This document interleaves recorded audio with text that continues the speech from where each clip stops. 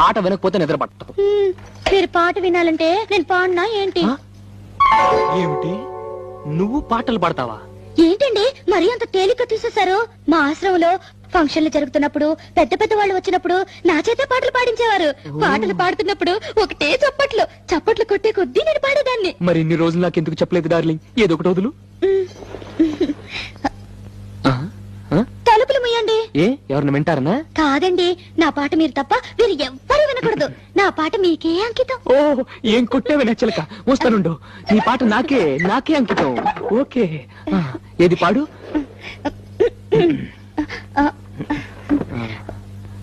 అబ్బా మీరు నా మొహం అంక చూడకండి, నాకు సిగ్గేస్తుంది. నీ మొహం చూడకుండా ఇంకేం చూడమంటావే? మీరు వెనక్కి తిరగండి. నా దగ్గర ఎందుకు సిగ్గు? మీరు వెనక్కి తిరుగుతాను నా పాడతాను. ఓకే ఓకే ఓకే నా వీపు చూసి పాడు పాడు. దేవుడా దేవుడా అమ్మా నాన్న లేని వాళ్ళం, కూడు నీళ్లు లేని వాళ్ళం, దేవుడా దేవుడా దేవుడా. ఆపు ఆపు, నీ అమ్మ కడుపులో బాంబు పెట్ట. దేవుడా దేవుడా అంటే ఎవరో పోయారనుకుంటారే. ఇది పాట కాదు, పాట కాదే, చౌకేకలు చౌకేకలు. నాయనమ్మా నాయనమ్మా. నిజంగా నా పాట బాగలేదండి. దేవుడా.